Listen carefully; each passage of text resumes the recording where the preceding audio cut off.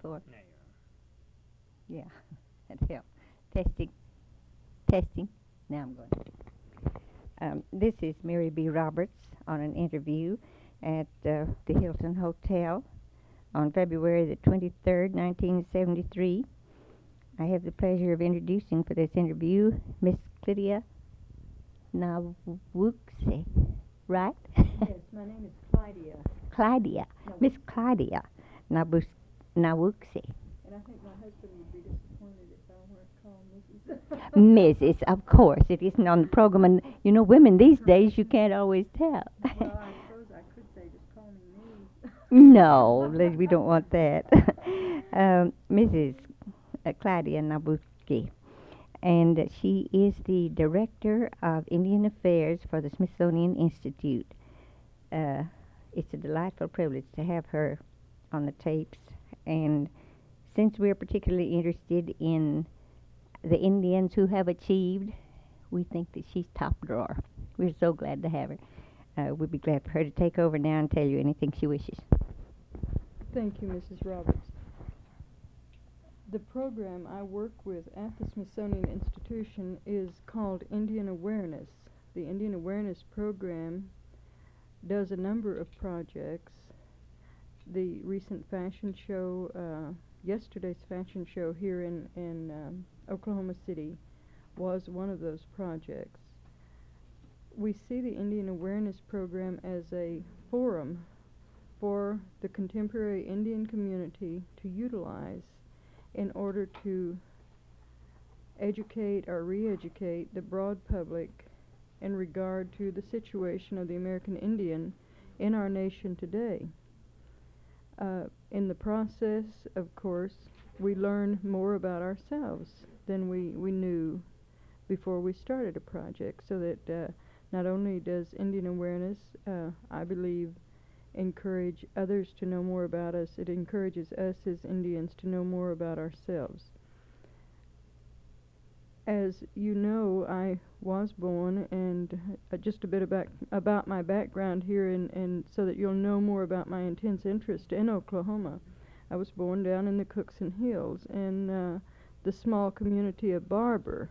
I didn't know you were Oklahoman. Oh, I thought you knew that. Oh, how wonderful. Oh, indeed. I'm delighted. Now we can really claim. My heritage is Cherokee, and my community was quite a traditional community. I'm still very active with the people who are part of that northeastern area of our state here, and I say our state because I do still think of Oklahoma as my home, as does the rest of my family. My husband is an Oklahoman. He's a Comanche from Walters, Oklahoma. We have 3 children who, although they love Washington, D.C., and I believe they find it an exciting place to live and have grown up there to a very great extent, think of Oklahoma as their home state. They were all born here. We left the state in 1961 as a result, yes, and moved to Washington, D.C. as a result of my husband's taking another job. We lived there for about 3 years and moved to a reservation, Fort Hall Indian Reservation in Idaho, and lived there for about 3 years and have been back in Washington, D.C. since that time. I've worked for the Bureau of Indian Affairs a lot of years ago and for Indian Health Service, and have been at the Smithsonian Institution for about 4 years now, or a little over 4 years.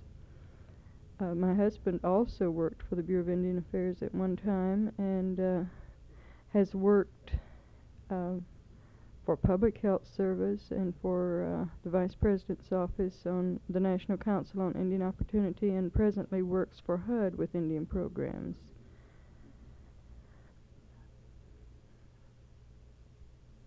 One of the things that I must say, I'm one of those people who is blessed in a sense that I do the kind of work that I want to do, and so my job is not work but joy. And I I would say that the primary source of that joy comes from the opportunity I have to get acquainted with tribes across the country through the numerous national projects that we do and the field work that we do in those communities.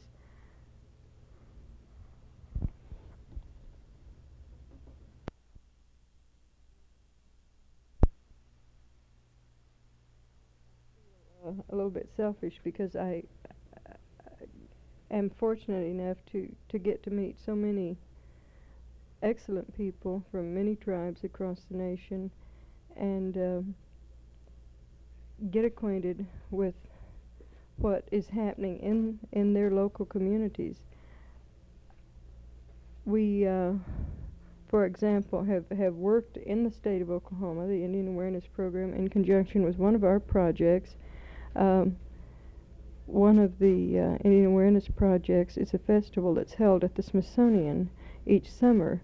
And about 4 years ago, we worked with the Southern Plains tribes from Oklahoma and Kansas to invite them to the festival to bring some of the old ways in the form of the artwork. But the festival, the Indian participation at the festival is much broader than the existing old life ways, because we are able to create a platform there where tribes can come and discuss through panels or seminars topics of concern to them today, so that we are able to talk about subjects such as water rights and determination, and encourage the public to know more about us through that means. That's just a brief synopsis of the Indian participation in the festival. We will be coming back to the state of Oklahoma and inviting all of the other tribes, the Woodlands tribes, to participate with us at the festival in 1975. I have, as we chatted about earlier, been in the state not only working or commentating the Indian fashions, the show that was here yesterday, but also to talk about the bicentennial with state officials, to talk about participation of the state of Oklahoma as one of the states that is involved in the festival in the next year or two, to talk about many activities that we might become involved in. Perhaps that you didn't know that the first organizational meeting for that was held in our offices over at OCC in the state for the bicentennial. Oh, we're quite interested. We're quite interested in it, and we have out there what's known as the Freedom Foundation, an entire building that's given over to things like that. And it's near enough our offices that we just got right in on that, and it was quite a privilege, and it turned out to be a wonderful thing for the state. It gave it a big impetus. We had a big crowd, and people came from all over. Well, I find in working with bicentennial programs, and this is one of the projects of our Indian Awareness Program at the Smithsonian, as far as Indian participation is concerned, but getting acquainted with bicentennial overall, that Oklahoma seems to be just about the most active state in the bicentennial area. We were the first to set up that type of organizational work. I see. That's very interesting. Well, we were glad to be a first in something. Well, that happens often in the state, I think. Well, I would like to share other thoughts with you if we might get back together in April, or I could just make a tape for you and give it to you that would give more detail about the Indian Awareness Program at the Smithsonian and about the Smithsonian overall. We would appreciate that, and something about how are things chosen for, you know, the interest. How do you judge the interest on those things in the Smithsonian? You mean, why do we put up the Certain exhibits things, that we do and keep others in storage? Yeah. That is a bit your selectivity on that. Yeah, that is a bit out of my realm. I can say to you that so many of the exhibits are very old exhibits. Yeah. They are being changed. The life of an exhibit at the Smithsonian is 15 years. That gets to be pretty old. What we have on exhibit in comparison with what we have in storage is practically minute. It's a very small percentage.